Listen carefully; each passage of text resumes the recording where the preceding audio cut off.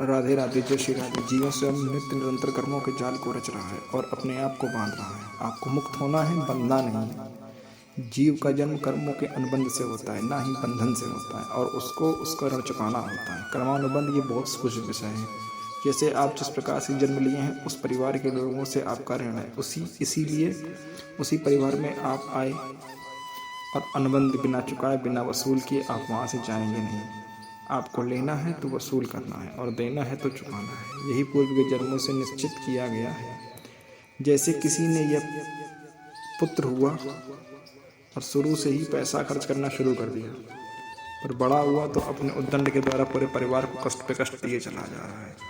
ये तुम्हारे कर्म का फल है। यह शक्तिहीन बुद्धिहीन ऐसे ही पागल है। बुद्धि जीवन सेवा करो, तुमसे अपना हिसाब चुकाने के लिए आया है। अब परिवार के जो सदस्य जुड़े,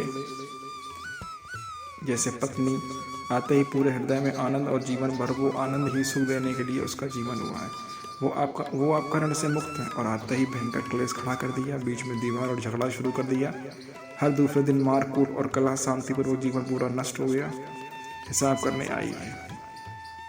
ऋण चुकाए बिना कोई जा ही नहीं सकता। ऋण चुकाना पड़ेगा। किसी का ऋण वसूल करना है तो किसी का चुकाना पड़ेगा। दोनों काम करने होते हैं। अनेक जन्मों में अनेक लोगों के साथ हमने जो बर्ताव किए हैं, अच्छे या बुरे, वो होंगे। किसी आदमी को हम जानते नहीं, अचानक मिला और अचानक गाली गुप्ता मारपीट सब कर दिया। चुपचाप सह लो, क्योंकि ये आपका हिसाब है। हमारा उसे कोई द्वेष नहीं, कोई संकल्प नहीं। अचानक घटना घटी और हमसे द्वेष करने लगा, हमें पीटने लगा, गाली गलौज करने लगा। ये हिसाब है। चुपचाप सह जाओ।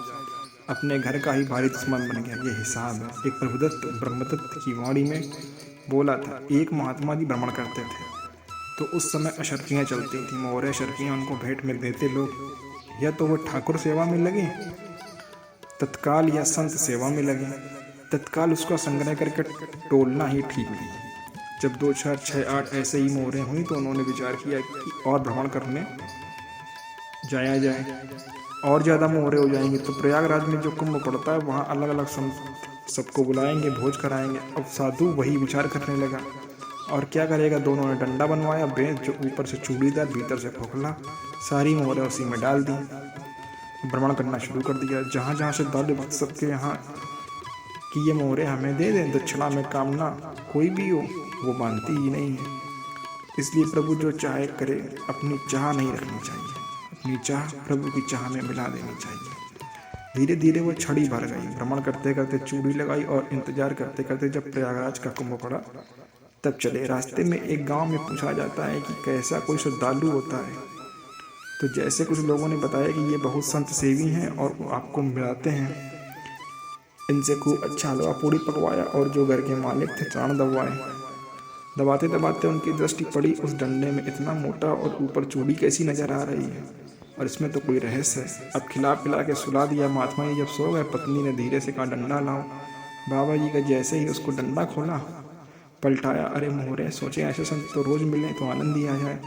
पत्नी ने कहा, नाथ के कंकड़ लाओ महाराज। महात्मा जो खाए खीर पूड़ी आराम से तो सो रहे हैं। रात में पूरी प्लानिंग करके उसमें कंकड़ भरकर चूड़ी लगा दी, और जाकर से डाले पटक दिया। सारी मोहरें हटा दी। महात्मा ये छड़ी उठाए तो उसका वजन पक्का है। बड़े लोग चतुर होते ही हैं, पर ये नहीं जानते कर्म कितना भयानक होता है। उनके कोई संतान नहीं थी, पर धन में इतना प्रेम था। साधु महात्माओं के पास गृहस्थी आता वही है, पर उसमें जोर जबरदस्ती छल कपट हो तो विनाश हो ही जाता है। उनको ये भाव पता ही नहीं होगा, या पता भी हो तो लोभ के कारण मान भी नहीं पाए होंगे। महात्मा जी प्रयागराज में अखाड़े पर रुके और प्रार्थना की कि कल सुबह जो संपूर्ण अखाड़े का नियंत्रण किया जाए, सब संतों को भोग खवाया जाए और उसको दक्षिणा दी जाए। सब संतों ने कहा, महाराज इतना सामान लगेगा, ये लगेगा। महाराज बोले, एक एक हिसाब हम करेंगे, हमारे पास सब व्यवस्था है।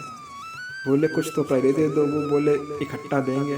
हम उनको था, अगर हम छड़ी खोलेंगे 2-4 मोहरों के लिए, किसी को पता लग गया तो दिक्कत हो सकती है। बोले, अब हम भंडारे के बाद सबको दे देंगे। अपने पास से पैसे लगाकर सारी सामग्री सब व्यवस्था कर लाए। संतजन निमंत्रित हो भंडारा बन गए। महात्मा जी से अब बोले कि अब आप अर्थ की व्यवस्था कीजिए, क्योंकि हमारा इतना बड़ा सामर्थ्य नहीं जितना था कर दिए हैं। अब आप कीजिए, संतों को दक्षिणा देंगे और जिनसे अर्थ लिए उन्हें भी देंगे। महात्मा जी ने चूड़ी खोली, क्योंकि उन्हें यह पता था कि इसमें मोहरें हैं।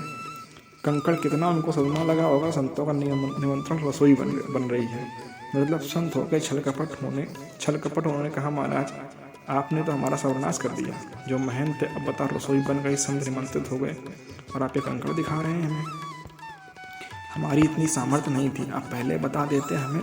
संत होके ऐसा छल कपट। आप वो बोले क्या बोले, उनको पता था कि इसमें मोहरे थी। अंदर से चिंतन गया और बोले ऐसा धोखा हमारे साथ कि ये भोगोगे, ये जो निकलता है ना भोगोगे, ये अकारण नहीं होता। किसी का भी हृदय जीव जंतु किसी को भी आप कष्ट दें, वो आह भर जाए तो उन्हें भोगना ही पड़ता है। जैसे विष्णु जी को भोगना पड़ा।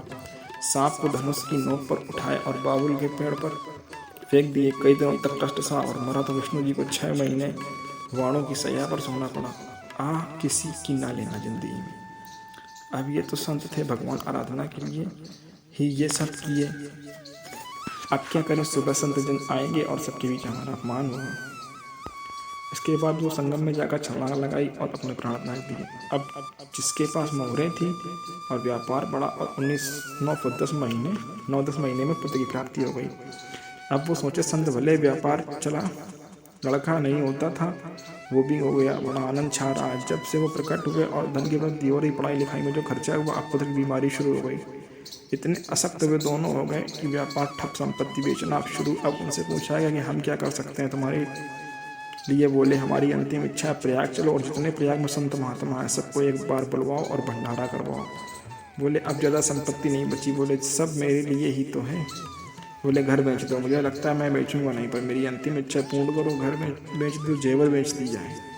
वहाँ गए, संत सेवा की तो बोले मुझे संगम तक ले चलो। जब संगम तक ले गए तो बोले तुम चुराए थे और हम उसको छीने हैं, कुछ नहीं रह गया तेरे पास। ममता और असक्त में जल कर मर। मैं वही महात्मा हूँ जिसकी तूने मोहरें ली थी। महात्मा को जन्म लेना पड़ा और उसकी वृत्तांतगिरी रोकनी पड़ी। मिला अनुबंध ऐसा नहीं है जो आप कह रहे हैं, कोई देख नहीं रहा है। अनेक जन्मों में अनेकों लोगों से लिया गया है। इस लेन देन को मिटा देने के बाद ही तुम मुक्त होगे। इसलिए एक उपाय है, लेना न देना मगर लेना। मालिक को अपना माना, वह समर्पित कर दो, बस काम खत्म, सब खत्म। आगे पीछे लेना देना सब कर। भगवान श्री कृष्ण ने कहा है कि मेरे चरणों का आश्रय लेता है, मैं उसके सारे ऋण माफ कर देता हूँ।